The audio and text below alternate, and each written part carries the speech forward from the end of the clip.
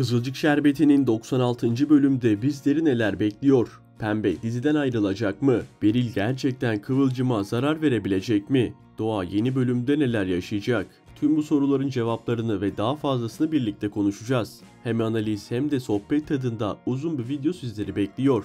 Ama videoya başlamadan önce şu konuda bir anlaşalım. Helal olsun Pembe'ye, Abdullah ve Işıl'a hak ettiğini verdi diyenler videomuzu beğensin, sayımızı görelim. Çünkü son bölümde Pembe gerçekten öyle bir çıkış yaptı ki ne yalan söyleyelim, izlerken hayret içinde kaldım. Tabi onun bu sert çıkışları bazı izleyicileri ikiye böldü ama detaylara az sonra gireceğiz. Bu arada artık sizlere daha uzun, daha detaylı analiz videoları yapmaya çalışacağım. Çünkü hem dizide olaylar çok hızlı ilerliyor hem de gerçekten konuşulacak çok fazla konu var. O yüzden desteğinizi göstermek isterseniz yorumlara fikirlerinizi yazabilir, videoyu beğenip kanalımıza abone olabilirsiniz. Her yorum, her beğeni benim için kıymetli. Hazırsanız şimdi vakit kaybetmeden 96. bölümde neler olacak, karakterleri neler bekliyor ve sezon finaline doğru giderken hangi gelişmeler yaşanacak, gelin detaylıca konuşalım. İlk olarak yeni bölümün en çok konuşulan cephesine, yani Pembe, Abdullah ve Işıl üçgenine odaklanalım. Son bölümde yaşanan o meşhur otel sahnesi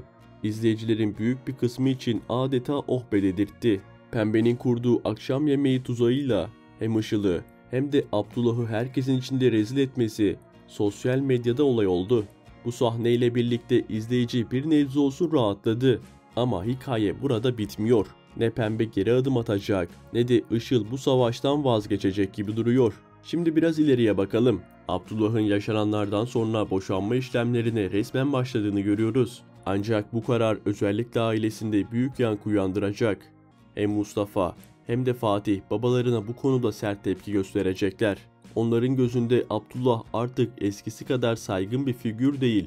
Tüm bu baskılara rağmen Abdullah her şeyi geride bırakıp Işıl'ın yanına taşınmayı kafasına koymuş gibi gözüküyor. Ama işler elbette o kadar da kolay yürümeyecek. Tam burada devreye yine Pembe'nin akıl dolu hamlesi girecek. Daha önce de yaptığı gibi kendini bir şekilde hastaneye attıracak. Elbette bu sefer tamamen rol yapacak. Amaç yine aynı: duygusal manipülasyon. Hastaneye kaldırıldığını duyan herkes başına toplanacak, Abdullah da dahil. Bu dramatik tablo Abdullah'ta bir suçluluk hissi yaratacak ve boşanma sürecini yeniden ertelemeyi düşünecek. Işıl elbette bu durumda çılgına dönecek. Ama Pembe bu hamlesiyle zaman kazanacak.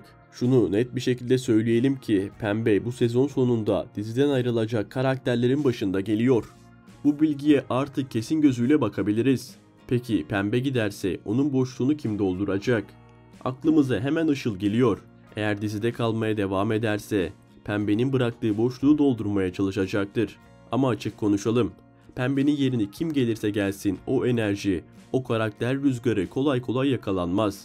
Ne kadar uğraşırsa uğraşsın, Işıl'ın Pembe'nin yerini doldurması çok zor. Velhasıl bu üçlü arasındaki savaş daha bitmedi. Önümüzdeki bölümlerde bu hikaye daha da alevlenecek. Şimdi de Doğa cephesine geçelim. Görünen o ki Doğan'ın Ünal ailesinin evindeki günleri giderek daha çekilmez bir hal alıyor. Özellikle Pembe ve Nilay ikilisi adeta Doğan'ın nefes almasına bile izin vermiyor. Doğa ne dese lafı ağzına tıkıyorlar, ne yapsa eleştiriyorlar. Evet, kabul edelim, Doğa son zamanlarda çok da akıllıca kararlar almadı. Ama bu kadar da üstüne gidilmesi artık gerçekten izleyiciye de fazla gelmeye başladı. İşin ilginci, Nilay ve Pembe sanki Görkem'i özlüyormuş gibi davranıyorlar. Hani neredeyse Görkem varken böyle olmuyordu diyecek gibiler. Oysa Doğa Görkem'le kıyaslandığında adeta melek gibi. Buna rağmen hala üzerine gidilmesi, karakterin bir türlü nefes alamaması haliyle Fatih'in de sabrını taşıracak gibi duruyor. Şimdilik çok ses etmese de bu baskılar bir süre sonra Fatih'in de sinirini zorlamaya başlayacak. Bu baskılardan bunalan Doğa büyük olasılıkla bir noktada annesinin yanına dönmek isteyecek. Bu da evdeki tansiyonu daha da yükseltebilir. Ancak Doğa annesinin evine dönerse orada da başka bir kaosun ortasına düşecek gibi duruyor. Çünkü Kıvılcım başında şu anda gerçekten çok büyük bir bela var. Evet, Beril karakteri artık iyice karanlık bir yola girmeye başladı. Geçmişte yaşadığı acıları Kıvılcım'dan çıkarmaya çalışan Beril, ilerleyen bölümlerde izleyicileri şoke edecek hamleler yapabilir. Karakteri az çok çözmeye başladık. Geçmişte bebeğini kaybetmiş ve bu kaybın acısıyla hala yüzleşememiş bir kadın. Şimdi ise Kıvılcım'ın mutlu bir aile kurmuş olması, hamileliği, Ömer'le olan ilişkisi, tüm bunlar Beril'i kıskançlığa sürüklüyor. Ama bu öyle sıradan bir kıskançlık değil. Tehlikeli bir hal almaya başladı. Öyle ki Beril'in yapacağı bir hamle Kıvılcım'ın bebeğini kaybetmesine neden olabilir. Umarız böyle bir şey yaşanmaz. Ama senaristlerin gidişatı bu yönde kurguladığını düşünmek de mantıksız gelmiyor. Her sezon, her hikayede mutlaka problemli karakterler görmek izleyicileri yormaya başladı. Sürekli bir psikolojik sorunlu, dengesiz, entrikacı bir karakter devreye giriyor ve sonunda diziden ayrılıyor. Bu döngü artık biraz sıradanlaştı diyebiliriz. Yine de Beril'in hikayesinin nasıl sonuçlanacağı hala büyük soru işareti. Bazıları onun da sonunda kendine zarar verip sessizce diziden çıkacağını düşünüyor. Ama Kıvılcım'ın bebeğiyle ilgili riskli bir durum yaşanırsa bu sezonun en sarsıcı olaylarından biri olabilir. Bu noktada en büyük sorumluluk da Ömer'e düşüyor. Eşi ve doğacak çocuğu için bir an önce Beril'e karşı ciddi bir önlem almalı. Aksi takdirde yaşanacaklar telafi edilmez boyutlara ulaşabilir. Elbette Kızılcık Şerbeti'nin son zamanlarının en çok sevilen çiftlerinden biri olan Nursema ve Firaz'ı konuşmadan geçemeyiz. Son bölümde ikilinin sahneleri izleyicilere adeta nefes aldırdı. Gerilim dolu ilişkilerin arasında onların pozitif enerjisi, aşkın ve güvenin hala mümkün olduğunu bizlere biraz daha hatırlattı. Asude'nin yavaş yavaş bu evliliği kabullenmeye başlaması, evin içindeki atmosferi de daha huzurlu bir hale getiriyor. Özellikle Asude'nin Nursema'ya karşı mesafeli tavırlarının zamanla yumuşaması, Nursema'nın da Firaz'ın ailesine karşı sıcak ve içten davranmasına zemin hazırlıyor. Nursema ilk kez bir ilişkide kendini bu kadar güvende hissediyor. Sevildiğini ve değer gördüğünü fark ediyor. Firaz'ın ona olan sevgisi, ilgisi ve sabrı da bu duyguları daha da perçinliyor. Yeni bölümde Nursema ve Pembe arasında bir barışma ihtimali de oldukça yüksek. Ancak Pembe'nin karakterini tanıyorsak bu barışmanın uzun soluklu olmama ihtimali de var. Yani Pembe'nin Nursema'ya yeniden bir sert çıkış yapması da pek şaşırtıcı olmaz. Öte yandan Nursema ve Firaz arasındaki yaş farkı da zaman zaman gündeme gelmeye devam edecek gibi görünüyor. Nursema için bu fark bir sorun teşkil etmese de çevresinden gelen imalar ve yorumlar onun canını sıkabilir.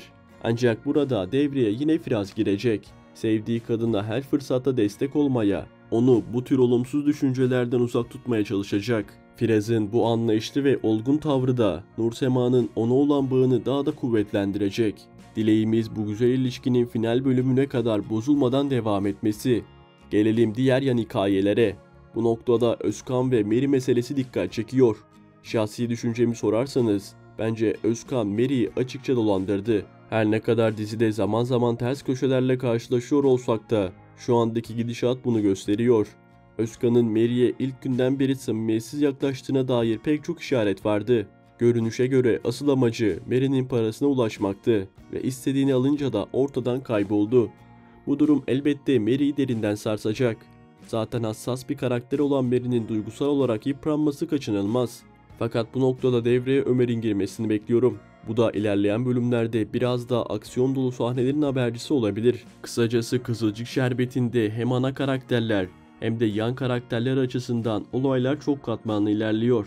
Umarım videomuzun bu noktasına kadar keyifle izleyen, sabırla dinleyen değerli takipçilerimiz olmuştur. Eğer buraya kadar izlediyseniz ve hala izlemeye devam ediyorsanız bilin ki bu emeklerimin en büyük karşılığı sizsiniz. Sizlerin desteğiyle bu analiz videolarımı daha da geliştirip her hafta daha dolu içeriklerle karşınıza çıkmak için motive oluyorum. Bu nedenle sizden küçük ama benim için kıymetli bir ricam olacak. Lütfen videomuzu beğenmeyi unutmayın. Bu hem bana destek olmanızı sağlar hem de bu tarz uzun ve detaylı içeriklerin devamı için bana rehber olur. O zaman bir sonraki analiz videosunda görüşmek üzere. Kendinize iyi bakın. Hoşça kalın.